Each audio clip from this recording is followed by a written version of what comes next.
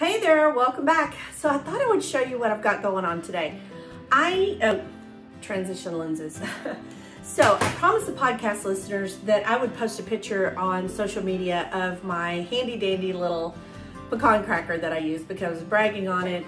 And if you do follow me on Instagram or Facebook under Ediful Gardens, I think it's on Instagram, it's ediful.gardens, and then on Facebook, it's Ediful Gardens. But I showed a picture of my pecans earlier.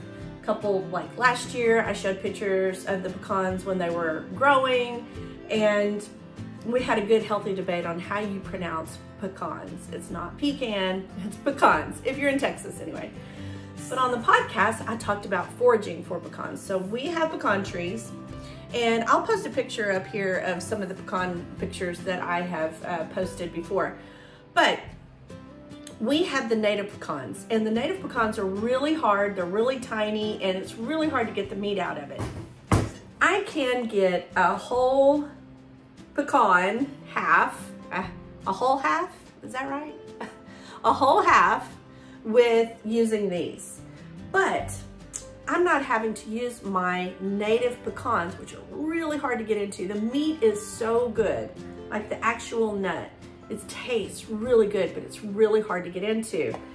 Now, I have a sister that has a paper shell pecan tree, and we've talked about this. I'm not talking about behind her back. Hey, Renee. And the meat of a paper shell pecan, the nut, the outside part, let me show you this right here. The outside part, it's real easy to crack, but the meat inside of it is just not as good. And so there's kind of a happy medium in between those two. So I was really lucky this year. Let me show you what I have. I have a neighbor who gave me this. So now I asked her, did these come from your pecan trees? And she said, no, she went and picked them up at the park. And that whole podcast episode, I don't know if you listen to the Ediful Gardens podcast, but you should. We have a lot of fun over there. But we talked about all of the places where you can go forage for pecans. My sister and I, it's just kind of a tradition in our family. We used to go with our grandparents and we would pick up pecans. We had a grandparent on the other side of the family who had a pecan tree, and he would always give us pecans. Since then, when I had my first grandchild, I asked our neighbor next door who had a pecan orchard, do you mind if we go pick up pecans? And he was like, sure, go ahead, take your grandson over there. And it's like picking up Easter eggs. It's a lot of fun for them. For a while, they lose their attention span, I guess, depending on how old they are. But we have a park where I live here in Springtown, Texas, this just has pecan trees all over it. I know whenever my son played college football, there was a place called The Grove, and it was just all pecan trees. That's where people did all their tailgating. In Athens, Texas, where we used to live, my sister and I would go to the county courthouse square where it was just planted with a whole bunch of pecan trees. So there's lots of places where you can go pick up pecans, not pecans, pecans, pecan. Even though we have pecan trees, I have these pecans that are a little bit better because the meat is still good. And I can tell there's about 3 or 4 different varieties in here where she picked them up. They're bigger, they're easier to crack, the shell is not so hard, and the meat inside of them are still really good. So even if you don't have pecan trees, you can go pick up pecans. Hopefully I gave you some ideas of where you can go pick up some pecans. But on the podcast, it's all audio, right? There's no video. So it was kind of hard to explain what this thing looked like. And this is something that my granddad taught me how to use. He had one, this one's not his. I found one later in life, probably 10 years ago. I found it at a First Monday or a flea market, or maybe at a truck stop, maybe at a grocery store. I'm not really sure where I found this, but I was like, oh, that's just like what my granddad had. And he taught me how to use these. So I thought, I'm just gonna go ahead and show you how to do that because this is the best. It's the only way I know of that you can really get these full size pieces without, taking it to a professional sheller. Now, if you don't want to do this and you don't want to shell that many pecans, this many pecans, or any amount of pecans, you can take them, here in Texas where I live, there are places where you can take just a bag like this. They will shell them for you. You know, it's gonna cost you something. I don't know how much it is because I shell them myself, and this time of year, it just always reminds me of my granddad trees because we would sit there and shell pecans. All right, I'm gonna show you how to do it. So I started off on a very specific end. So this end right here, there's a lot of space in there, and my little hands, whenever I was a little girl, that was something easy for me to understand. So I'm gonna just cut that part off. And then I graduated probably at, I don't know what age I was. I got a little bit older, and then he let me do this end.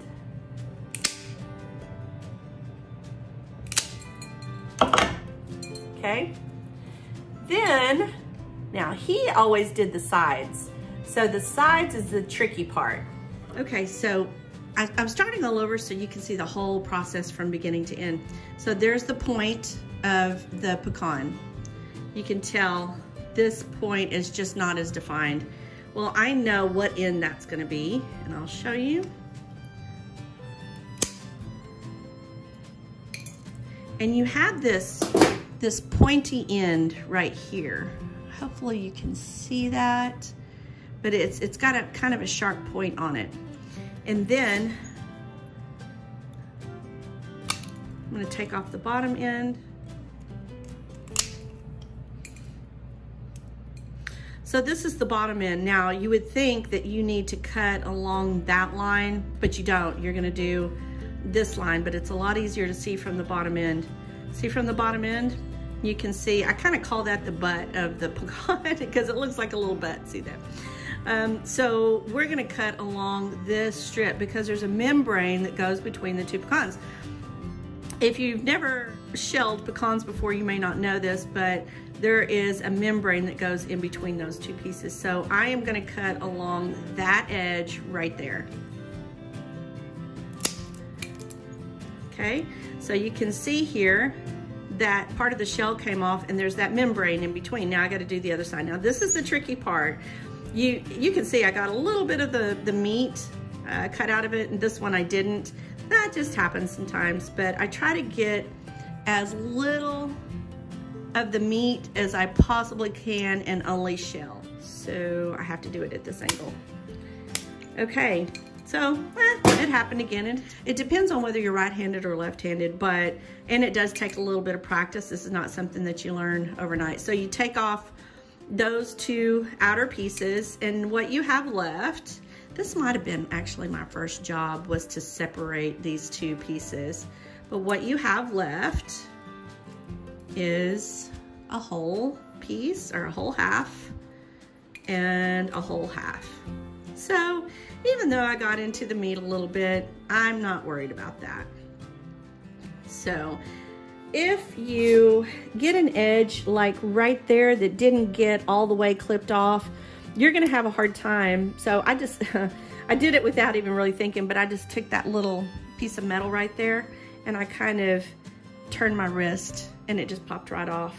But if you don't get the pieces that are adjoining, you'll start to see after you do a few of these.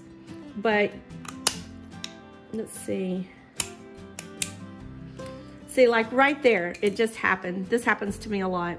There's a piece that's still connected to that membrane on the inside. I'm gonna just get rid of that. You wanna get rid of all of this in between. This is part of the shell, it's not part of the nut. There's some pieces that kind of go in there. That will taste bitter if you eat it. But this is probably not going to let go. This side will.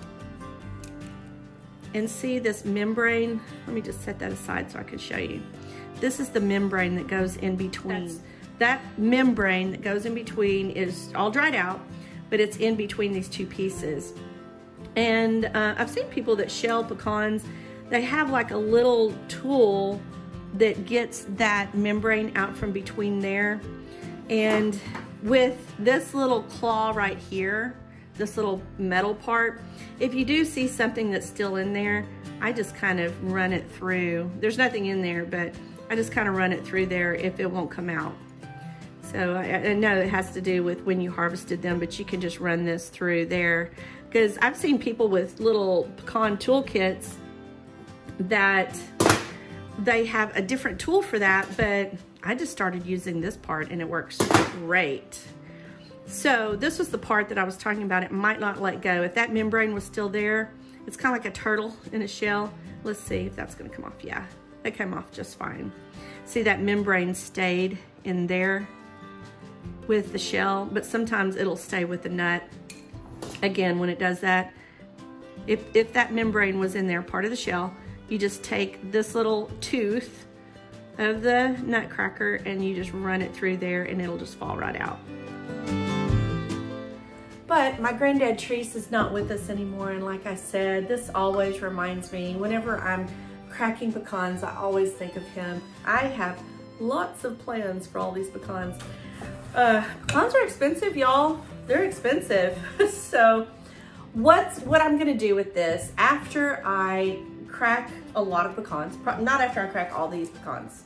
This is not all gonna happen in one sitting. It does take a little bit of time while you're sitting there not watching a TV because your hands are busy and you need to watch what you're doing. You gotta be careful with these because these are like claws, right? So that can hurt. So you gotta be careful with these, but you wanna be watching what you're doing. But while I'm sitting there listening to TV while other people are watching TV, I sit here and I crack pecans. It just reminds me of him. If he broke a piece and it wasn't a whole piece, those are the ones I got to eat. So the whole pieces, I understood very young that those were for the pecan pies. And my grandma was famous for her pecan pies. This is made by the York, it's called the York Nutsheller. And it is also called, it's got two names, I don't know why. It's also called the Texan Nutsheller out of San Angelo, Texas. So if you're looking for one of these and you have pecan trees, or you know where you can go pick up pecan, you gotta grab you one of these. You know, I think you can buy nut shelling kits that have something that looks like a chopstick tied at one end, kind of like pliers that'll crack them like that. You're not gonna get whole pieces like this. This is so much easier. This is just too easy. And for me, it's a tradition. With this, my dad used to have one of those exercising things, and it served no purpose. It didn't crack any pecans.